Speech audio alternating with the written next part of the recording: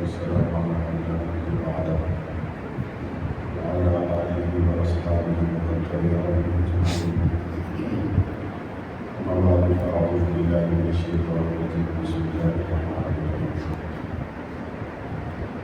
وما الحياة الدنيا إلا لعب ولهو وزينة وتفاخر بينكم وتكاثر في الأموال والأولاد كمثل غيث أعجب الكفار نباته شجره فتراه مصفرا شجره مطاعا. صدق الله العظيم. درود پاک پڑھنے کی سعادت حاصل کریں. اللهم صل على محمد وعلى آل محمد كما صليت على إبراهيم وعلى آل إبراهيم إنك حميد مجيد. اللهم بارك على محمد وعلى آل محمد كما باركت على إبراهيم وعلى آل إبراهيم إنك حميد مجيد.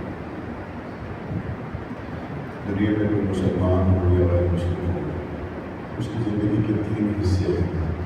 ایک حصہ بچپن کہلاتا ہے، دوسرا حصہ جوانی کہلاتا ہے، اور تیسرا حصہ بڑھاپا کہلاتا ہے.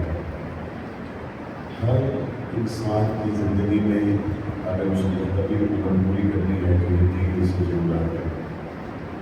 کافر کا بچہ ہو تو وہ بھی بچپن سے گزرتا ہے، مسلمان کے گھر میں پیدا ہونے والا بھی بچپن سے گزرتا ہے.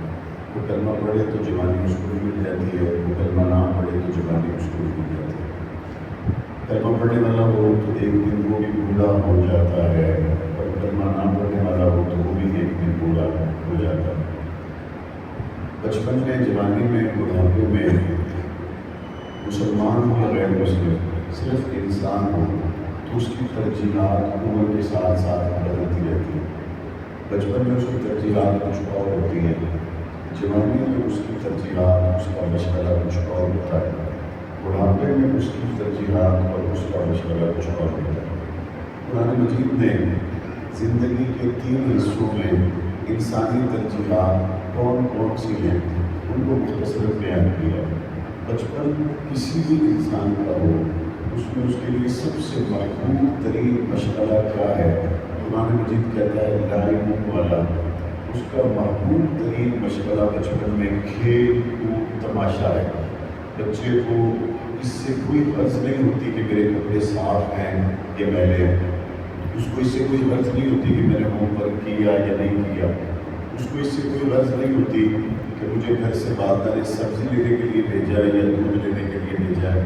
کسی جگہ پہ کھیل نظر آ جائے، کسی جگہ پہ تماشا نظر آ جائے، کسی جگہ پہ اس کو مداری نظر آ جائے تو وہ بھول جاتا ہے والدہ نے ذمہ کیا لگایا تھا، والد نے ذمہ کیا لگایا تھا، استاد نے ذمہ کیا لگایا تھا، پاؤں میں جوتا ہے نہیں ہے. سخت گرمی میں نے دیکھا ہے بچے گراؤنڈ میں کرکٹ کھیل رہے ہوتے ہیں، سخت سردی میں بچے فٹ بال کھیل رہے ہوتے ہیں. تو دوسرا آدمی کہتا ہے تمہیں ٹھنڈ نہیں لگتی، بیمار ہو جاؤ گے. 20 مرتبہ بچے کو سمجھاؤ بیمار ہو جاؤ گے، اس کو پرواہ نہیں. 20 مرتبہ اس کو سمجھاؤ تم نہائے نہیں، تمہارے کپڑے میلے، اس کو پرواہ نہیں. 20 مرتبہ اس کو ڈانٹ کے بھی آپ سمجھا دیں، وہ چپکے سے نکل جائے گا. کھیل کود تماشا زندگی کے ابتدائی حصے بچپن میں اس کی سب سے بڑی ترجیحات ہے. اس کے لیے کسی قسم کا کمپرومائز کرنے کے لیے تیار نہیں. اس کو کھیل چاہیے، کود چاہیے، تماشا چاہیے. کپڑوں کی فکر نہیں، بننے سے مرنے کی فکر نہیں، ماں باپ کی فکر نہیں، بہن بھائیوں، رشتہ دار، استاد کی، اس کو کوئی فکر نہیں. تو قرآن مجید کہتے ہیں کہ پہلا حصہ ہے انسانی زندگی کا جو کھیل کود تماشا سب سے زیادہ محبوب ہے، اس کو سب سے زیادہ محبوب ہے، یہ اس میں اس کو گزار دیتا ہے. اس کے بعد کیا ہوتا ہے؟ تو قرآن مجید کہتا ہے یہ جوانی کی دہلیز پہ قدم رکھتا ہے. جیسے ہی جوانی کی دہلیز پہ قدم رکھتا ہے تو فوراً ہے وہی جو کھیل کود تماشے کو پسند کرتا تھا، ہے وہی جو کرکٹ کھیلنا اور فٹ بال کھیلنا اور میلے کپڑے اور ننگے پاؤں دوڑنا پسند کرتا تھا. لیکن جیسے زندگی تھوڑی سی آگے بڑھی اور جوانی کی دہلیز پہ اس نے قدم رکھا، فوراً اس کی ترجیحات چینج ہو گئی. اب کیا ہوا؟ اب قرآن مجید کہتا ہے وَتَفَاخُرٌ بَيْنَكُمْ زِینَةٌ وَتَفَاخُرٌ بَيْنَكُمْ. اب اس کی ترجیحات بدل گئی. اب کیا ہوا؟ فوراً سے میلے کپڑے اتر گئے، نئے کپڑے بدن پہ آنا شروع ہو گئے. پہلے ڈانٹ کر نہلایا جاتا تھا، اب بھاگ کر نہانے جاتا ہے. پہلے کہنا مانتا نہیں تھا، اب اس کے فیشن ختم نہیں ہوتے. پہلے اس کو میلے اور صاف کا پتہ نہیں تھا، اب یہ ایسے ایسے نئے کٹنگ کے ڈیزائن، داڑھی کے ڈیزائن، مونچھوں کے ڈیزائن، کپڑوں کے ڈیزائن، جرابوں کے ڈیزائن بنا کے تلاش کر کے لاتا ہے کہ لوگ حیران ہو جاتے ہیں کہ کر کیا رہا ہے۔ اور اسکول میں جا کے سارا اس کا مقصد یہ ہوتا ہے جہاں میں جاؤں میرے جیسا کوئی نہ ہو، بتفاخر بینکم، دوسرے لوگوں پر سب سے اونچا میں نظر آؤں، سب سے خوبصورت میں نظر آؤں، موٹر سائیکل میری سب سے اچھی ہو، گاڑی ہو تو اس کے اوپر ماڈل پرانا بھی ہو تو ایسے بنا ٹھنا سجا ہوا ہو کہ پتہ چلے گاڑی میں میری گاڑی کھڑی ہے۔ دوستوں میں جاؤں تو سب کی نظر میرے اوپر آ جائے اور سب کو پتہ چلے کہ کوئی آج شادی میں آ گیا، کوئی مسجد میں آ گیا، کوئی محفل میں آ گیا۔ درزیوں کے پاس اس کے نت نئے ڈیزائن پہنچ جاتے ہیں، ایک دم سے اس کو کیا ہو گیا، کچھ بھی نہیں ہوا، انسان وہی ہے لیکن اس کی زندگی کا دوسرا فیز شروع ہو گیا۔ اب اس کے اندر اس کو کیا ہے، اس کے اندر اس کو جتنا کھیلنے کا شوق تھا اتنا ہی اب اس کو بننے کا شوق ہے، سنورنے کا شوق ہے، سجنے کا شوق ہے، تیار ہونے کا شوق ہے، کپڑے پہننے کا شوق ہے، فیشن کرنے کا شوق ہے۔ قرآن مجید کہتا ہے لَعْبٌ وَلَهْوٌ وَزِینَةٌ وَتَفَاخُرٌ بَینَکُم، اب زیب و زینت اور ایک دوسرے پر فخر کرنا یہ اس کے مشغلے میں شامل ہو گیا۔ تو یہ چلتے چلتے پھر یہ چلتا ہے 50-55 سال تک۔ اس کے بعد پھر انسان کوشش میں لگا رہتا ہے کسی اچھے نائی کے پاس جائے اور اس سے بالوں کو رنگ کرا لے، دکھنے میں 40 سال کا لگوں، ہوں میں 50 سال کا، دکھنے میں 45 کا لگوں، ہوں میں 65 سال کا، دکھنے میں 50 کا لگوں، ہوں میں 60 سال کا۔ یہ پھر اس کے اندر بعض چیزیں آتی ہیں، لیکن یہ آخری اوور چل رہے ہیں، یہ 40 اوپر سے اوپر محل چلا گیا ہے، اب یہ آگے چلا گیا۔ پھر ایک ٹائم آتا ہے جب یہ اس بات کو مان لیتا ہے کہ نہیں اب قلم لگانے کا فائدہ نہیں ہے، اب جو ہونا تھا ہو گیا، جوانی گزر گئی ہے، اب مجھے بڑھاپے کو تسلیم کر لینا چاہیے۔ تو بڑھاپے میں کیا سارے شوق ختم ہو گئے؟ بڑھاپے میں اب کیا یہ کھیل کود تماشے کی طرف راغب ہوں گے؟ بڑھاپے میں کیا یہ بننے سنورنے کی طرف جائیں گے؟ بڑھاپے میں کیا یہ نئی موٹر سائیکل اور نئی کار خریدنے کی طرف جائیں گے؟ قرآن مجید کہتا نہیں ایسا نہیں ہے۔ جوانی میں ترجیحات یہ تھی بنے گا، سنورے گا، ایک دوسرے پہ فخر کرے گا۔ بچپن میں ترجیحات یہ تھی کھیلے گا، تماشا کرے گا اور ہر وقت کھیل کود میں مشغول رہے گا۔ بڑھاپے میں اب اس کی ترجیحات بدل گئی۔ اب کیا ہے؟ قرآن مجید کہتا ہے فَتَكَاثُرٌ فِي الْأَمْوَالِ وَالْأَوْلَادِ، بڑھاپے میں اس کا سب سے محبوب ترین مشغلہ یہ ہوگا اپنے بچوں کے بچوں کو دیکھ کر خوش ہوتا رہے گا، اپنے نواسوں کو گن گن کے خوش ہوگا، اپنے پوتوں کو گن گن کے خوش ہوگا، اولاد کی اولاد کو دیکھ کر خوش ہوگا اور آنے والے کو بتائے گا وہ دیکھو وہ میرا نواسا آ رہا ہے، یہ دیکھو یہ میرے 2 پوتے آ رہے ہیں، یہ دیکھو یہ میرے 3 پوتے آ رہے ہیں۔ میں نے بہت سے بزرگوں سے پوچھا ہے بابا جی بیٹا اچھا لگتا ہے یا پوتا اچھا لگتا ہے؟ سب نے مجھے یہی کہا کہ بیٹے سے بھی زیادہ پوتا پیارا لگتا ہے، بیٹی سے بھی زیادہ نواسا پیارا لگتا ہے۔ تو اب قرآن کہتا ہے کہ جب یہ بوڑھا ہو جائے گا تو اس کو وہ کھیل کود والی لذت، وہ بننے سنورنے والی لذت اب اس کو کس چیز میں آئے گی؟ وَتَكَاثُرٌ فِي الْأَمْوَالِ وَالْأَوْلَادِ، مال کو گننے میں وہی مزہ آئے گا جو بچپن میں کھیلنے میں مزہ آیا کرتا تھا۔ اولاد کو دیکھ کر بار بار پوتوں نواسوں کو سینے سے لگا کر اس کو وہی مزہ آئے گا جو بچپن میں کھیل کود تماشے اور جوانی میں بننے سنورنے میں اس کو مزہ آیا کرتا تھا۔ تو یہ سارا کچھ کرے گا اور کیا کرے گا؟ قرآن مجید کہتا ہے وَتَكَاثُرٌ فِي الْأَمْوَالِ، اپنے مال کو گن گن کے خوش ہوگا۔ آپ جائیں کسی کے پاس بیٹھیں الا ماشاءاللہ، ورنہ اکثر آپ کو بزرگوں کے پاس بیٹھ کے یہ والی باتیں سننے کو ملے گی الحمدللہ پہلے ایک پلاٹ بنایا وہ میں مندر دے کول ترائے اور بچا کے دے، پھر وہ آپ کو بتائیں گے فتح جان نے کول بھی بڑیاں کنالا زمیناں نہیں الحمدللہ میں چاہ کے دیا، کارنر والا پلازا جڑا وہ بھی الحمدللہ اپنے ہی بڑھنا پیا۔ مال کو قرآن مجید کہتا ہے گن گن کے خوش ہوگا، اولاد کو گن گن کر خوش ہوگا۔ میں نے کہا قرآن مجید پھر کیا ہوگا؟ اب اگلا مرحلہ فکر آ رہا ہے، قرآن مجید اس کو بیان کرتا ہے اور قرآن مجید کیا کہتا ہے؟ کَمَثَلِ غَيْثٍ أَعْجَبَ الْكُفَّارَ نَبَاتُهُ ثُمَّ يَهِيجُ فَتَرَاهُ مُصْفَرًّا ثُمَّ يَكُونُ حُطَامًا۔ قرآن مجید کہتا ہے پھر ایسے ہوگا جس طرح ایک لہلہاتا ہوا کھیت کسی نے دیکھا اور اس کو دیکھ کر اس کو لگا کہ بھائی کیا بات ہے، جہاں تک نظر جا رہی سونا ہی سونا لگ رہا ہے، جہاں تک نظر جا رہی سارا جناب گرین قالین بچھا ہوا ہے، جہاں تک نظر جا رہی اس کھیت کی خوبصورتی کا تو ختم ہونے کا کوئی نام و نشان بھی نظر نہیں آ رہا۔ اس کے بعد کیا ہوتا ہے؟ اس کے بعد پھر قرآن کہتا ہے کہ کمثل غیث اعجب الکفار نباتہ ثم یہیج فتراه مصفرا ثم یکون حطاما۔ ایک وقت تو کھیت کے اوپر وہ ہوتا ہے کہ اس کو دیکھ کر بندے کو لگتا ہے اس کی جوانی کبھی ختم ہی نہیں ہونی، اس کی رونقیں کبھی ختم ہی نہیں ہونی، اس کی باتیں کبھی ختم ہی نہیں ہونی۔ اس کے بعد پھر کیا ہوتا ہے؟ اس کھیت کو کاٹ لیا جاتا ہے اور اس کے گٹھے بنا لیے جاتے ہیں اور کندھوں پہ لاد کر وہاں سے بندہ چلا جاتا ہے۔ اس کے بعد جب اس زمین پر کوئی آ کے دیکھے، نہ کھیت کا بچپن نظر آتا ہے، نہ جوانی نظر آتی ہے، نہ بڑھاپا نظر آتا ہے۔ تو قرآن مجید کہتا ہے پھر ایک وقت آتا ہے جب لوگ اس کو لاد کر لے جاتے ہیں، پیچھے نہ نشان جوانی کا باقی رہتا ہے، نہ بڑھاپے کا رہتا ہے، نہ بچپن کا رہتا ہے۔ اور اس وقت پھر لوگ کبھی کبھی جا کے پوچھتے ہیں، وہ جی اس دکان پہ ایک بزرگ بھی بیٹھے ہوتے ہیں، وہ آگے سے کہتے ہیں جی وہ تو پچھلے سال فوت ہو گئے جی، دسو تسی کے واسطے آئے ہو۔ اگر کوئی اچھا دوست ہو تو وہ کہتا ہے جی چلو جی دعائے مغفرت بھی کر چھوڑو، اگر وہ نہ ہو تو وہ اپنے پسند کی چیز لے کے اسی دکان سے چلا جاتا ہے جس دکان کے بارے میں ساری جوانی سارا بڑھاپا یہ شخص بیٹھا ہوا یہ کہتا رہا، ایک دن میں دکان پہ نہ جاؤں گا میرے بچے دکان ضائع کر دیں گے، ایک دن میں فیکٹری پہ نہ جاؤں گا یہ چلا نہیں سکتے، ایک دن میں ان کے اوپر دکان چھوڑ کے چلا جاؤں گا یہ اس قابل نہیں کہ یہ اس کو چلا لے، یہ سارا بڑی وجہ تو چلنا پیا، یہ سارے معاملات طے کرنا پیا۔ وہی دکان ہوتی ہے، اس کے بعد اس کا نشان نہیں ہوتا۔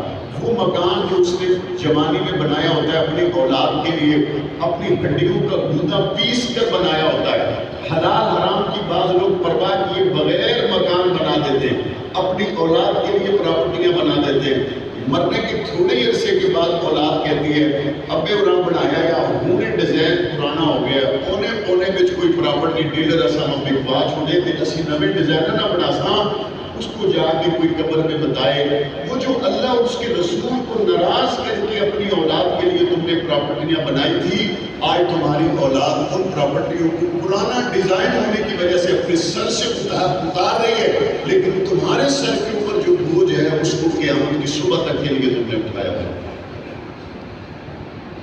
قرآن مجید یہ تینوں حصے بیان کرتا ہے، اور یاد رکھیں ان تینوں حصوں کو قرآن مجید صرف بیان نہیں کرتا، ان تین حصوں کے علیحدہ علیحدہ تقاضے بھی قرآن مجید بیان کرتا ہے۔ بچپن میں بچہ اپنے ماں باپ کی زیر کفالت ہوتا ہے، اس میں اللہ کے رسول صلی اللہ علیہ وسلم نے ماں باپ کے لیے کیا خوشخبری رکھی؟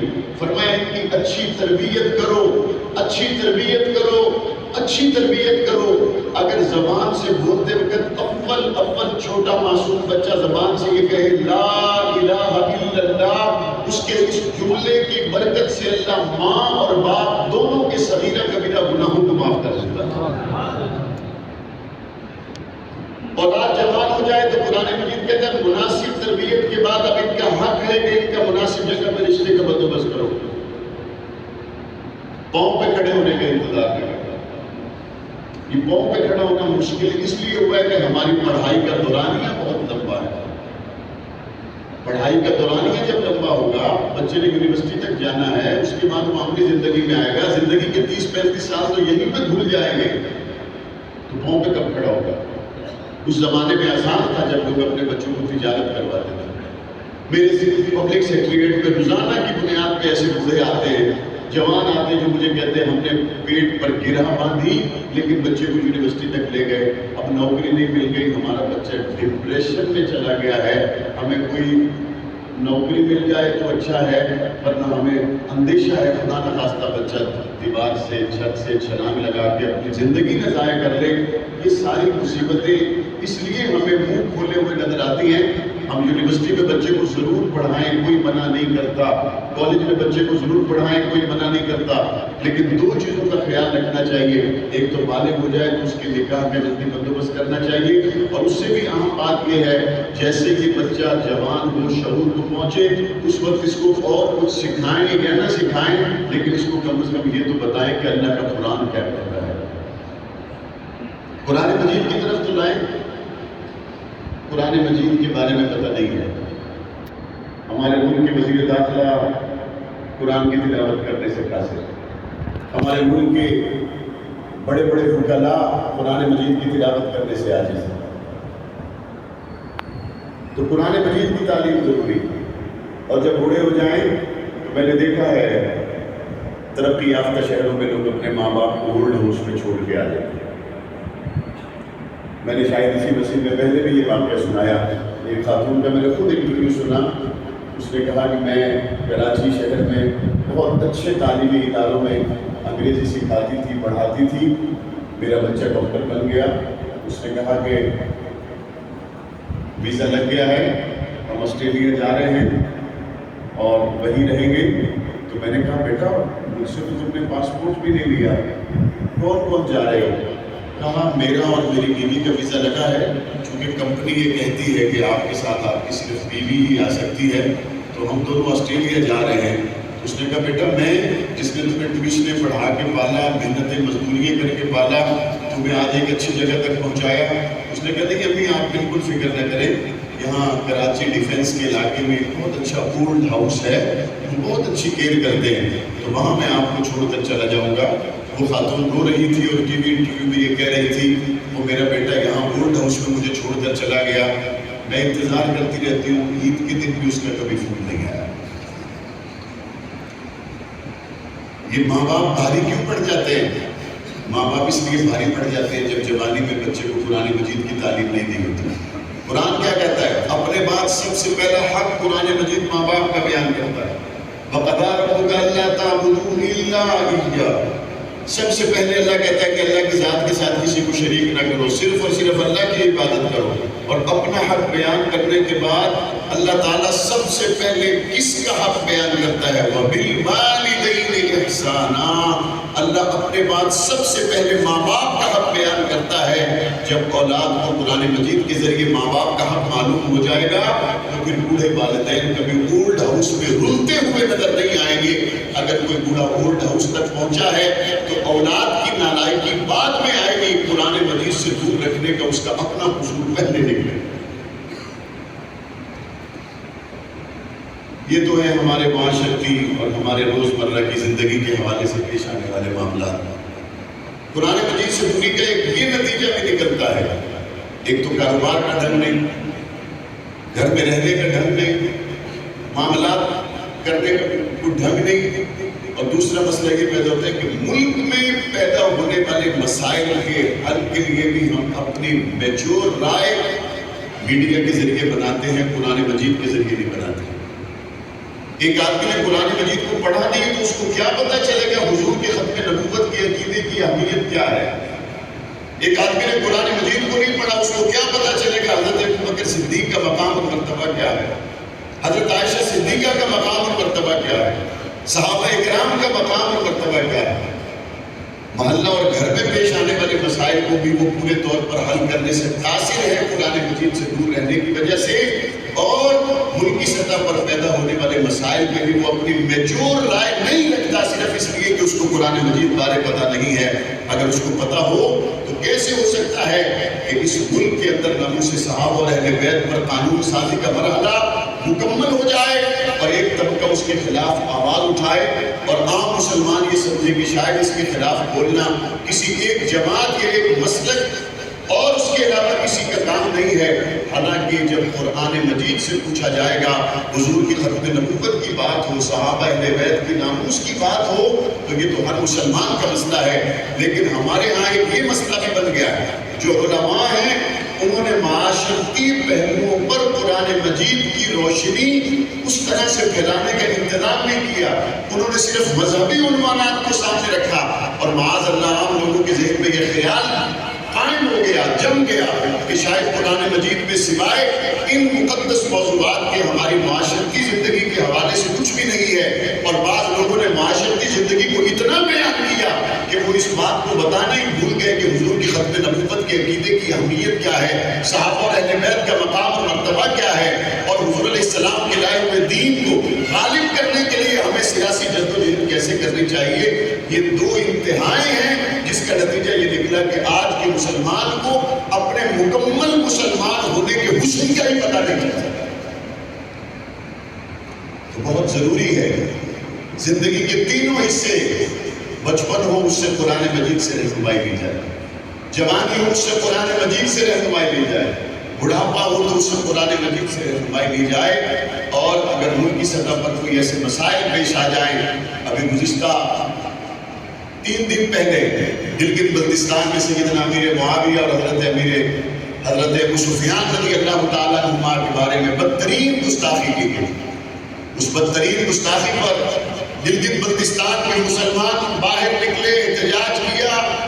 قریباً 48 گھنٹے کے احتجاج کے بعد اس ملعون کے خلاف FIR درج ہوئی۔ میں حیران ہوں، کلمے کے نام پر بننے والے ملک میں صحابہ اکرام اہل بیت الرضوان کی گستاخی پر FIR درج کروانا بھی ایک مشکل مرحلہ ہے۔ اور میں اور آپ ان لوگوں کو بھی جانتے ہیں جو پراپرٹی مافیا اور جناب یہ زمینوں کا کاروبار کرنے والے لوگ ہیں، وہ اپنے واٹس ایپ پر جو لکھا ہوا بھیجتے ہیں دوسرے کے خلاف FIR درج ہو جاتے ہیں۔ سیاستدان ایک دوسرے کے خلاف واٹس ایپ پہ لکھا ہوا بھیج دے تو FIR درج ہو جاتی ہے، لیکن یہاں حضور کے گستاخوں کے لیے، صحابہ اہل بیت کے گستاخوں کے لیے FIR درج کروانا بھی مشکل ہے۔ نہ صرف یہ کہ اس پر FIR درج نہیں ہوئی، بلکہ جب اس کو انتظامیہ نے کہا کہ اپنے کیے پہ معافی مانگو تو اس نے کہا میں اپنے کیے پر معافی مانگنے کے لیے بھی تیار نہیں ہوں۔ یہ بات واضح ہو گئی کہ ملک میں فرقہ وارانہ فسادات کو ہوا دے کر اور اس ملک کے امن کو تباہ کرنے والا طبقہ کون سا ہے۔ میں گلگت انتظامیہ سے یہ مطالبہ کروں گا کہ FIR درج ہونے کے بعد اس مظلوم کو فی الفور گرفتار ہونا چاہیے۔ اور اسی طرح ہمارے جماعت اسلامی کے محترم مولانا عبدالاکبر چترالی صاحب نے جو بل قومی اسمبلی میں ناموس صحابہ اہل بیت بل پیش کیا، اسے متفقہ طور پر پاس کر لیا گیا۔ الحمدللہ وہ سینٹ سے بھی متفقہ طور پر پاس ہوا۔ مولانا عبدالکریم صاحب اور سینیٹر مشتاق صاحب اس بل کے موورز تھے سینٹ میں، ان سمیت تمام جمعیت علماء اسلام، مسلم لیگ نون، پیپلز پارٹی اور PTI کے وہ سینیٹرز جنہوں نے اس بل کا ساتھ دیا، ہم تمام کو سلام محبت پیش کرتے ہیں۔ اور ہمارا ڈاکٹر عارف علوی صاحب سے یہ مطالبہ ہے، درجنوں کی تعداد میں آپ کو بھیجے گئے بلز جن پہ آپ نے فوراً دستخط کر دیے، ناموس صحابہ اہل بیت بل سینٹ اور قومی اسمبلی سے پاس ہو کر آج آپ کے دفتر میں 15 دن کے قریب کا عرصہ گزر گیا، آپ کو دستخط کرنے میں ہچکچاہٹ کس بات کی ہے؟ آپ صدر پاکستان کے انتخاب میں حصہ لے رہے تھے، آپ میرے پاس لاہور آئے، میں نے آپ کو صدر پاکستان کے لیے ووٹ دیا، میں اپنے اس ووٹ کے تقاضے کو سمجھوں گا کہ پورا ہو گیا اگر آپ اس بل پر دستخط کریں، اور اگر آپ دستخط نہیں کرتے تو میں سمجھوں گا کہ آپ نے ہمیں مایوس کیا ہے، پوری مسلمان عوام کو مایوس کیا ہے کہ آپ کو اللہ تعالیٰ نے جمہوری ملک میں اتنا بڑا عہدہ دیا اور آپ اس پر ہر طرح کے بلوں پر دستخط کرتے رہے، لیکن حضور کے اہل بیت کے ناموس کے بل پر آپ دستخط کرنے سے ہچکچا رہے۔ اور اسی سلسلے کی جو اہم بات عرض کرنا چاہتا ہوں، حضرت علی رضی اللہ تعالیٰ عنہ کے گستاخ کے خلاف اس بل کے پاس ہونے سے پہلے قانون سزا 3 سال، حضرت حسین کے گستاخ کے خلاف اس بل کے پاس ہونے سے پہلے قانون 3 سال کا، حضرت فاطمہ کے گستاخ کے خلاف اس بل کے پاس ہونے سے پہلے موجود قانون 3 سال کا ہے، اور اس بل کے پاس ہونے کے بعد حضرت علی کے گستاخ کے لیے سزا کم از کم 10 سال اور زیادہ سے زیادہ عمر قید کر دی گئی، حضرت فاطمہ کے گستاخ کے لیے سزا کم از کم 10 سال اور زیادہ سے زیادہ عمر قید کر دی گئی، اہل بیت اور بالخصوص حضرت حسین کے گستاخ کے لیے سزا 10 سال اور زیادہ سے زیادہ عمر قید کر دی گئی۔ میں حیران ہوں، ایک طبقہ اس ملک میں اپنے آپ کو حضرت حسین سے محبت کرنے والا بھی کہتا ہے اور حضرت حسین کے گستاخ کے خلاف سخت قانون بننے کی مخالفت بھی کر رہا ہے۔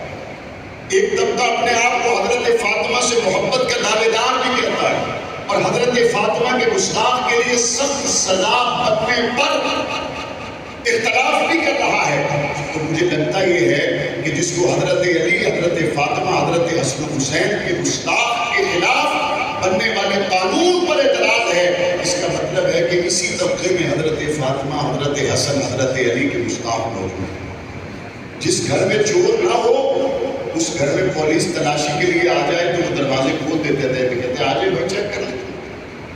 جہاں چوری کا مال موجود ہو، چوری کا سامان موجود ہو، نان کسٹم چیزیں موجود ہوں، وہ دروازہ نہیں کھولتا، وہ کہتے نہیں. پتہ اسی وقت پولیس والے کو چل جاتا ہے کہ یہاں پہ کچھ نہ کچھ مسئلہ ضرور ہے.